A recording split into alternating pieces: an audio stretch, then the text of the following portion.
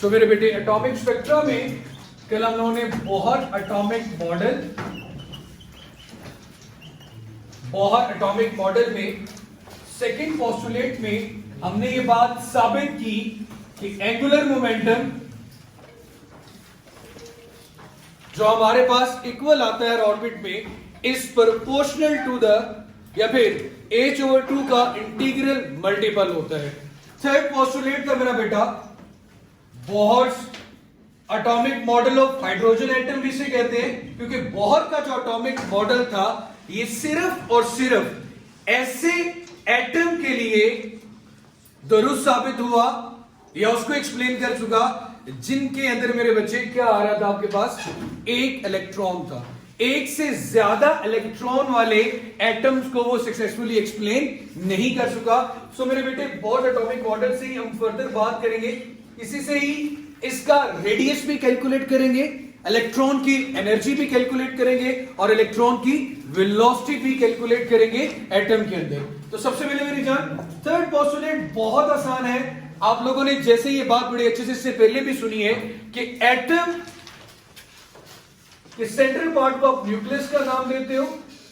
अब न्यूक्लियस से जब हायर स्टेट से लोअर स्टेट में इलेक्ट्रॉन जंप करता है तो वो इन the form of light energy क्या करता है, एमिट करता है, और उसकी जो एनर्जी होती है वो किसके इक्वल होती है मेरा बेटा, hf के इक्वल। किसके इक्वल होती है, hf के इक्वल। कहां से मेरे बेटे, हायर स्टेट से लोअर स्टेट की तरफ आते हुए, यहां फर्स्ट करो 1 है 2 से 1 पे आने के लिए डेफिनेटली ये एनर्जी को क्या करेगा, लॉस करेगा इन द फॉर्म ऑफ लाइट, जिसे हम फोटोन कहते हैं, और फोटोन की एनर्जी किसके इक्वल होती है, hf के इक्वल होती है। अब मेरे बेटे अगर मैं इसकी इंग्लिश लिखना चाहूं, whenever electron make a transition, whenever an electron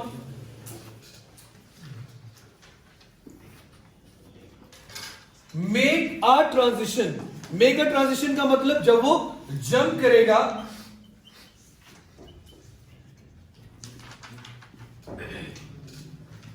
from higher state to lower state, ये एमिट करता है मेरा बेटा लाइट को। मेरे बेटे कोशिश करेंगे आपकी आवाज में, in the form of light, या फिर आप लिख लें lower state it emits a photon of energy hf, it emits a photon of energy hf। ठीक हो गया मेरे भाई, ये था इसका थर्ड पोस्टुलेट। आज के टॉपिक में अभी एक्चुअली हमें जो चीज डिस्कस करनी थी वो ये डिस्कस करनी है या जो पढ़नी है, जरा गौर से सुनिएगा मेरी जान, वो है जी क्वांटाइज्ड रेडियाई। क्वांटाइज्ड रेडियाई का मतलब, रेडियाई रेडियस की प्लूरल फॉर्म को जमा की फॉर्म को कहते हैं, ज्यादा रेडियस को रेडियाई। मैं ये चीज कैलकुलेट करना चाहता हूं कि अगर ये ऑर्बिट की लेंथ फिक्स्ड है, ऑर्बिट फिक्स्ड है, इनका मैग्नीट्यूड भी क्या होगा, फिक्स्ड होगा, तो सेंटर से इनका डिस्टेंस इस ऑर्बिट तक रेडियस होगा, तो ये रेडियस भी इजीली कैलकुलेट किया जा सकता है। अगर ये ऑर्बिट फिक्स्ड है, ये मूवेबल नहीं है, तो फिक्स्ड ऑर्बिट का रेडियस इजीली कैलकुलेट किया जा सकता है। इस फिक्स्ड ऑर्बिट के रेडियस को कैसे कैलकुलेट करेंगे, इसे क्या नाम देंगे, क्वांटाइज्ड रेडियाई।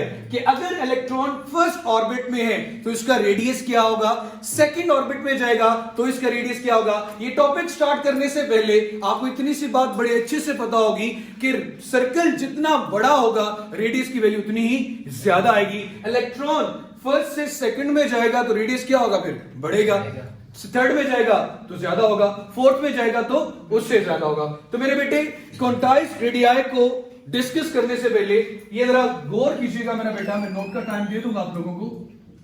मेरे बच्चे ये एक इलेक्ट्रॉन है, अगर ये अपने ऑर्बिट में रिवॉल्व कर रहा है तो किसी भी ऑब्जेक्ट को सर्कुलर पाथ में मूव करने के लिए जिस फोर्स की जरूरत होती है उसे हम सेंट्रीपिटल फोर्स कहते हैं। और सेंट्रीपिटल फोर्स का फॉर्मूला होता है mv² डिवाइडेड बाय r। अब मेरी जान अब सबको ये भी पता है क्योंकि ये न्यूक्लियस के गिर्द रिवॉल्व कर रहे हैं, न्यूक्लियस और इलेक्ट्रॉन में एक electrostatic force according to Coulomb's law मौजूद है, जिसे हम क्या नाम देते हैं, K Q1 Q2 over R square. अगर इलेक्ट्रॉन रिवॉल्व कर रहा है इट मींस कि इस पे लगने वाली ये दोनों फोर्सेस आपस में इक्वल हैं, तो मैं लिख सकता हूं Fc is equal to Fe। Fc के लिए निकली हमने mv स्क्वायर ओवर R, इसके लिए निकला आपने। अब मेरे बच्चे इलेक्ट्रॉन और प्रोटॉन दोनों का जो मैग्नीट्यूड होता है, Q1 रिप्रेजेंट करता है पहले चार्ज के मैग्नीट्यूड को, Q2 रिप्रेजेंट करता है सेकंड चार्ज के मैग्नीट्यूड को, लेकिन आप सबको यह बात बड़ी अच्छी से पता है कि इनका जो मैग्नीट्यूड है इलेक्ट्रॉन और प्रोटॉन के ऊपर चार्ज का मैग्नीट्यूड वो क्या होता है, same Q1 is equal to Q2। अब इन इसको एक ही नाम दे देते हैं और वो क्या है, E, क्योंकि 1.6 multiply by 10 square minus 19 coulomb है ना, तो उसको हमने किससे रिप्रेजेंट कर दिया, E से। ये तो चेंज नहीं होगा, तो मैंने Q1 की जगह पे E रखा और Q2 की जगह पे भी E रखा। नीचे क्या आ गया मेरा बेटा, R स्क्वायर। अब मेरे बच्चे ये जो डेरिवेशन है इसको और ज्यादा हम कैसे सिंप्लीफाई करेंगे। अब मेरे बच्चे यहां तक क्लियर आ रहा है। अब मेरी जान ये क्या बनेगा, K E square divided bye R square. इधर मेरे बेटे क्या आएगा, M V square divided bye R। अब मेरे बच्चे ये जनरल फॉर्मूला है फर्स्ट ऑर्बिट के लिए। तो मेरी जान हम चाहते हैं कि हमारे पास एक जनरल फॉर्मूला आ जाए जहां पे हम n की वैल्यू रखें और हमारे पास उस ऑर्बिट का क्या आ जाए, रेडियस। तो मैं वेलोसिटी के साथ क्या लिख लेता हूं, Vn, मतलब nth ऑर्बिट की वेलोसिटी जिस ऑर्बिट में होगा उसकी वेलोसिटी भी तो चेंज हो सकती है। रेडियस क्या होगा, Rn, ये क्या होगा Rn, मैस तो क्या रहेगा, कांस्टेंट, K इलेक्ट्रिक कांस्टेंट है, E भी क्या है, कांस्टेंट है। अब मेरे बच्चे जरा गौर करें, हमारे पास बन रहे हैं, क्या मैं इस स्क्वायर को इस Rn के साथ कैंसिल कर सकता हूं, कर सकते हैं ना। ये यार जब क्रॉस मल्टीप्लीकेशन होगी तभी तो आगे ये कैंसिल हो ही जाएगा ना। तो फॉर्मूला आपके पास बनेगा K E square divided bye Rn। मैंने ये इधर पहले लिख दिया, इधर क्या आ गया मेरा बेटा, MVN स्क्वायर। अब जरा खुद देखो, हमें Rn कैलकुलेट करने हैं। किसी भी इक्वेशन में दो वेरिएबल्स एट अ टाइम तो कैलकुलेट नहीं किए जा सकते। अगर इक्वेशन में तीन चीजें हैं तो दो पता हो तो तीसरी इजीली कैलकुलेट की जा सकती है, लेकिन दो अननोन हो तो एक ही मदद से दो चीजें कैलकुलेट नहीं हो सकती। तो मेरे बेटे अगर मुझे Rn कैलकुलेट करना है तो यहां से Vn को एलिमिनेट करना पड़ेगा, Vn को यहां से भगाना पड़ेगा, तब जाके। सबसे पहले तो मैं इसकी जगह पे क्या ले जाता हूं, Rn, क्योंकि मुझे R कैलकुलेट करना है ना, quantize radii. K E square divided bye MVN square, किसके इक्वल आ गया, Rn के। इसे हम क्या नाम देते हैं, इक्वेशन A का। तो अब सबसे पहले हमें वेलोसिटी का कुछ ऐसा फॉर्मूला लेके आना है जिसमें या तो मैस हो, K हो, E स्क्वायर हो, कोई मतलब सारे कांस्टेंट हो, कोई और वेरिएबल मौजूद ना हो। यहां पे दो वेरिएबल्स आ रहे हैं तो मेरा बेटा एट ए टाइम में कोई एक ही कैलकुलेट कर सकता हूं। तो सबसे पहले मुझे Vn का कोई ऐसा फॉर्मूला लेके आना है जिसमें सारे कांस्टेंट्स हो। जब सारे कांस्टेंट एक तरफ होंगे तो ये वेरिएबल इजीली कैलकुलेट किया जा सकता है। तो मेरे बेटे Vn कैलकुलेट करने के लिए आपको दोबारा फिर जो सेकंड पोस्टुलेट में आपने एक इक्वेशन पढ़ी थी, mvr is equal to nh over 2 pi, इसकी हेल्प से यहां से Vn निकाल लेते हैं। मैं V के साथ क्या लिख दिया, n, R के साथ भी क्या लिख दिया, n। बेटा n क्या होता है, नंबर होता है, h कांस्टेंट है, 2 कांस्टेंट है, पाई कांस्टेंट है, n कांस्टेंट है, इनके साथ तो कोई नंबर नहीं लिखा जाएगा। तो मेरे बेटे यहां से अगर Vn कैलकुलेट करो, mVn इधर मल्टीप्लाई और इधर क्या होगा, डिवाइड, तो nh divided by 2 pi multiply by m multiply by Rn। इधर क्या आ गया मेरे बच्चे, Vn, लेकिन यहां पे क्या है, Vn स्क्वायर। तो यहां पे क्या ले लेते हैं हम, स्क्वायर ले लेते हैं। मैं फिर कह रहा हूं मेरा बेटा नोट बाद में करना, पहले देख लो। Vn स्क्वायर, मेरे बेटे n का स्क्वायर, h का स्क्वायर, 2 का स्क्वायर क्या होगा, 4। तो क्या आ गया मेरा बेटा, 4 pi square multiply by m square multiply bye Rn square. अब इस सारी वैल्यू को मैंने बॉक्स में बंद कर दिया। इस बॉक्स वाली वैल्यू को किसमें पुट करेंगे, a के अंदर। इस बॉक्स वाली वैल्यू को किस में पुट करते हैं, ए के अंदर। तो मेरे बेटे r n will be equal to, जरा गौर कीजिएगा, यहां आ गया k E square divided by m अपनी जगह पे मेरा बेटा, वी एन स्क्वेयर की जगह पे लिखा हमने n square H square divided by 4 pi square multiply by m square multiply by are n square. अब इसको मैं मेरा बेटा इसको रेस्ट कर दूं। Yes sir. अब यहां पे कैलकुलेशन मजीद सिंप्लीफाई करते हैं, ये सारा फैक्टर नीचे डिवाइड हो रहा है, ऊपर जाके क्या हो जाएगा, मल्टीप्लाई। तो ये जरा गौर कीजिएगा मेरा बेटा, परेशान नहीं होना।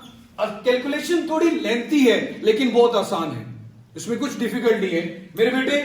के ई स्क्वेयर, इसके साथ नीचे वाला फैक्टर आ गया 4 pi square multiply by m square multiply by are n square divided by M multiply by N square multiply by h square.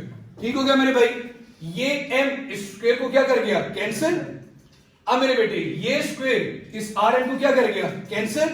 इसके अलावा मेरे बच्चे कोई और चीज जो कैंसिल होती हो, सब हो गया मेरा बेटा, एम वी एन स्क्वेयर ही था। अब यहां पे गौर करें, यहां पे 1 बच गया, आर एन तो कट गया, क्या बचा यहां पे, K E square multiply by 4 pi square multiply by M multiply by are N divided by N square H square. मुझे तो क्या चाहिए, आर एन। ये फैक्टर नीचे डिवाइड हो रहे थे, क्या होगा, multiply N square H square divided by, अब मेरे बच्चे क्या आएगा यहां पे, K E square multiply by 4 pi square multiply by M is equal to R N. अब इस फॉर्मूले में देखो आपको सारे कांस्टेंट ही नजर आएंगे। एन नंबर है 1 2 3 4, एच प्लैंक्स कांस्टेंट है, के कूलम्स कांस्टेंट है, ई एक चार्ज के ऊपर जो मैग्नीट्यूड होता है 1.6 10 रेज़ की पावर -19 कूलम, 4 कांस्टेंट है, पाई कांस्टेंट है, मास ऑफ इलेक्ट्रॉन भी कांस्टेंट है 9.31 मल्टीप्लाई बाय 10 रेज़ की पावर -31 kg।